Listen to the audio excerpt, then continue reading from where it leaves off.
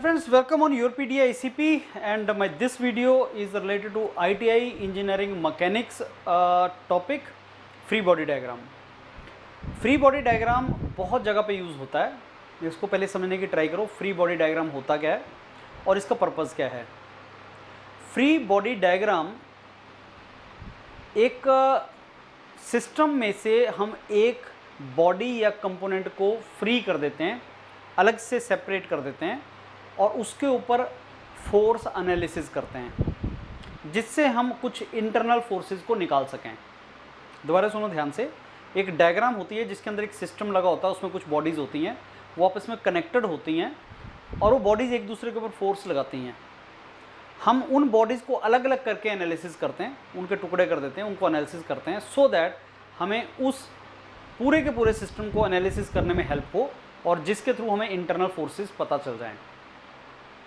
जैसे पुली mass system या force acting on the blocks, friction force acting on the blocks, ऐसे बहुत से एग्जांपल हैं. मैं एक एक एग्जांपल लेके आपके साथ इसको डिस्कस करने की ट्राई करता हूँ. फ्रिक्शन हम ऑलरेडी कर चुके हैं. कनेक्टेड बॉडीज़ का जो टॉपिक है उसी में फ्री बॉडी डायग्राम को भी डिस्कस किया जा सकता है. कनेक्टेड बॉडीज़, जो बॉडीज़ आपस में कनेक्टेड होती हैं उनको अलग करके उनका एनालिसिस करना सो दैट हम उस एनालिसिस को कर पाएँ, तो वो फ्री बॉडी डायग्राम का एक एग्जांपल होता है. जैसे मैं आपको एक बॉक्स और एक और बॉक्स, दो बॉक्स को, ये बॉक्स ए है, ये बी है, और लेट से ये बॉक्स के ऊपर मैंने फोर्स लगाई F, मैंने ए बॉक्स के ऊपर फोर्स लगाई F. अभी मैं फ्रिक्शन को कंसिडर नहीं कर रहा. लेट से फ्रिक्शन ज़ीरो है, लेट से फ्रिक्शन ज़ीरो है और ये सिस्टम है जिसमें दो बॉक्स हैं ए और बी, आपस में कनेक्टेड हैं और मैंने फोर्स लगाई ए के ऊपर F फोर्स. क्वेश्चन है what force will A apply on B.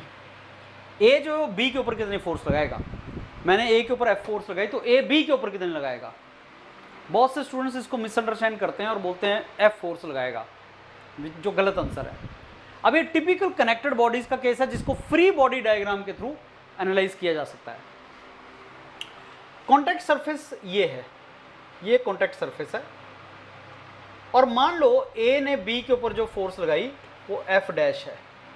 मान लो ए ने बी के ऊपर जो फोर्स लगाई, लेट कॉन्टैक्ट फोर्स, दो सरफेस के बीच में contact force is F dash.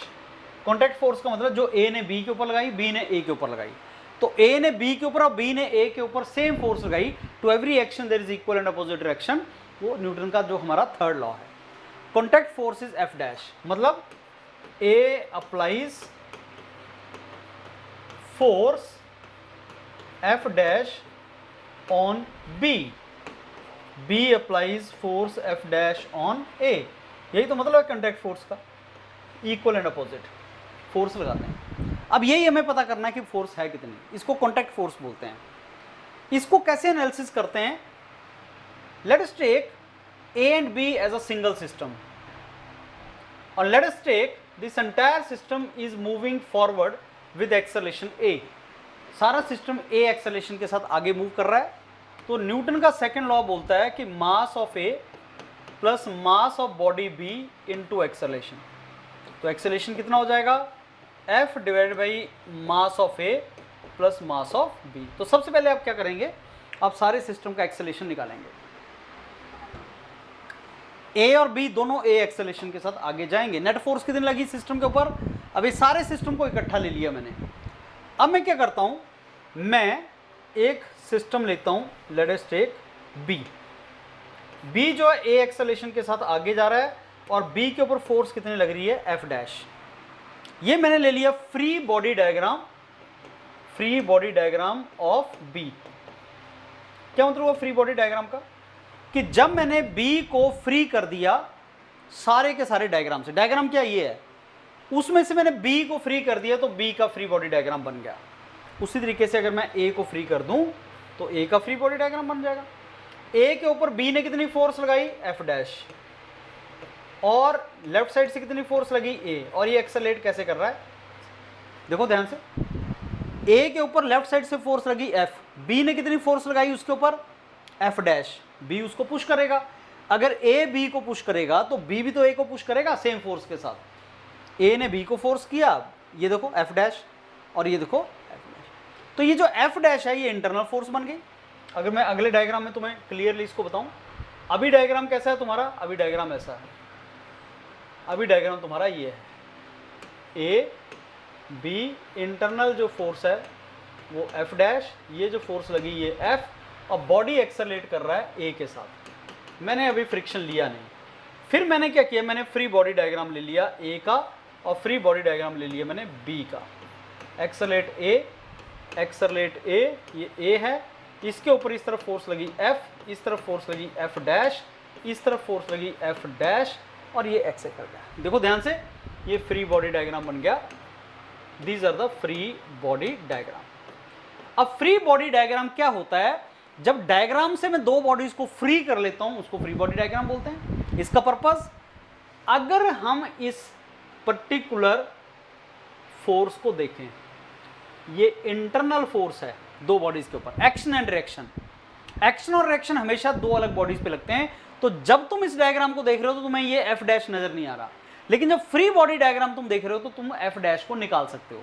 अब निकालना कैसे है इसको निकालने का तरीका, F minus F dash is equal to A into acceleration, equation number 1। Second, F dash is equal to mass of B into A। यहां से ऑलरेडी हम एक्सेलरेशन निकाल चुके हैं, ma प्लस mb। तो अगर मैं एक सिस्टम के ऊपर F फोर्स लगाऊं, ऐसे अगर मैं एक सिस्टम पे F फोर्स लगाऊं और मैं ये देखना चाहूं कि इसने इसके ऊपर कितनी फोर्स लगाई, तो ये निकल जाएगी, सेम इस फॉर्मूला से भी निकल जाएगी। तो यहां से हम F डैश निकाल सकते हैं, F dash is equal to F minus ma into A क्या है, F over ma plus mb। तो बेसिकली फ्री बॉडी डायग्राम ने क्या कर दिया, इंटरनल फोर्स निकालने में हेल्प किया। क्वेश्चन बनाए, let me give you a question. मैं आपको दो मास दे रहा हूं, 1 kg 2 kg, 1 kg 2 kg। ये मैंने आपको एक सिस्टम दे दिया 1 kg 2 kg, right, 1 kg 2 kg, और फोर्स मैंने 10 न्यूटन की लगा दी, मैंने 10 न्यूटन फोर्स लगा दी। क्वेश्चन है, what force 1 kg applies on 2 kg। 1 kg वाला जो बॉडी है वो 2 kg वाले बॉडी पे क्या फोर्स लगाता है, क्वेश्चन ये है, कितनी फोर्स लगाता है 1 kg वाला बॉडी 2 kg पे। कैसे निकालेंगे, फ्री बॉडी डायग्राम ले लो। पहले तो 10 Newton force is 1 plus 2 kg into A, तो एक्सेलरेशन निकालो, एक्सेलरेशन आ जाएगा 10/3 मीटर पर सेकेंड स्क्वायर। मैंने बताया कि दोनों बॉडीज को एज अ सिस्टम ले लो, और फिर उन्होंने कितना एक्सेलरेशन लगाया, तो एक्सेलरेशन हो जाएगा F is equal to m into A, वो एक्सेलरेशन हो जाएगा, राइट।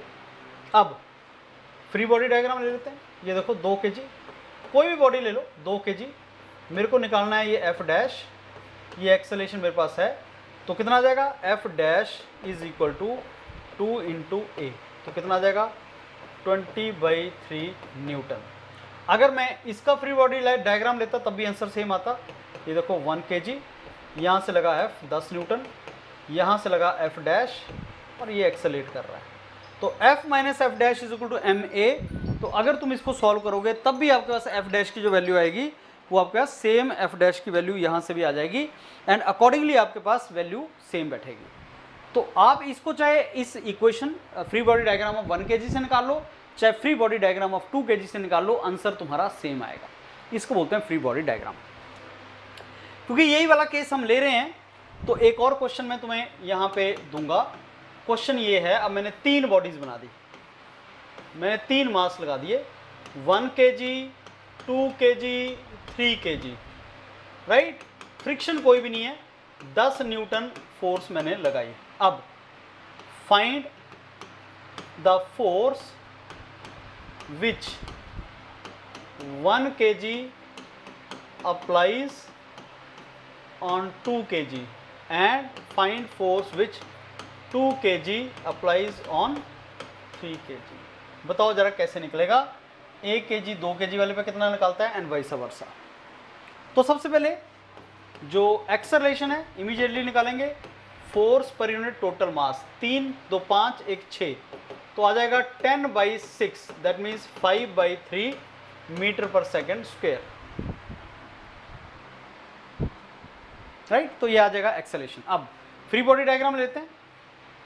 मैंने फ्री बॉडी डायग्राम ले लिया 1 kg का, इस पे F1 ये 1 kg है, ये 10 और एक्सेलरेशन तो सबका सेम है। तो 10 minus F1 is equal to 1 into A 5/3। तो F1 इज द फोर्स जो 1 kg 2 kg पे लगाता है और 2 kg 3 kg पे लगाता है। F डैश इज 10 माइनस 5/3, तो 25/3 न्यूटन, 25/3 न्यूटन आ जाएगा जो 1 kg वाला 2 kg पे लगाता है, राइट। अब फ्री बॉडी डायग्राम ले लो आप किसका, लेट से 3 kg का। ये 3 kg है, एक्सेलरेट कर रहा है, लेट से F2 क्या है, जो आपका फोर्स लगाता है 2 kg 3 kg पे। तो F2 is equal to 3 into A, तो A कितना है 5/3, 15/3 न्यूटन।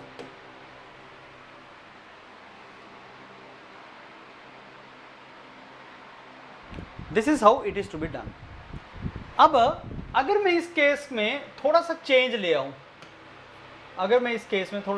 आऊं, लेट से ये 1 kg 2 kg 3 kg और मैंने फोर्स 10 न्यूटन अब इस तरफ लगा दी, तो बताओ जो force 1 kg applies on 2 kg and 2 kg applies on 3 kg। Question same है, बस मैं फोर्स को राइट साइड पे ले गया। क्वेश्चन सेम है, फोर्स को मैं दूसरी तरफ ले गया बस। अब आपको बताना है कि वो कितनी फोर्स लगा रहा है। तो सबसे पहले एक्सेलरेशन निकालो फ्रेंड्स।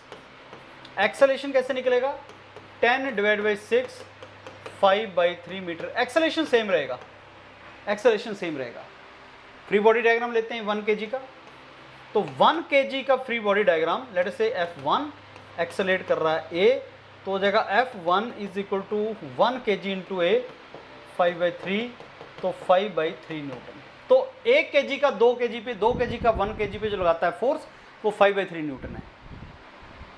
अब दूसरे की फ्री बॉडी डायग्राम ले लेते हैं। लेट अस से मैं फ्री बॉडी डायग्राम ले लिया अब 2 kg का या 3 kg का ले लेते हैं, एक ही मतलब है 10 न्यूटन, और ये मेरे को फोर्स F2 निकालनी है, एक्सेलरेशन A है। तो 10 minus F2 is equal to 3 into 5/3, acceleration 5/3 है। तो F2 कितना आ जाएगा, F2 is 10 minus 5 that is 5 Newton.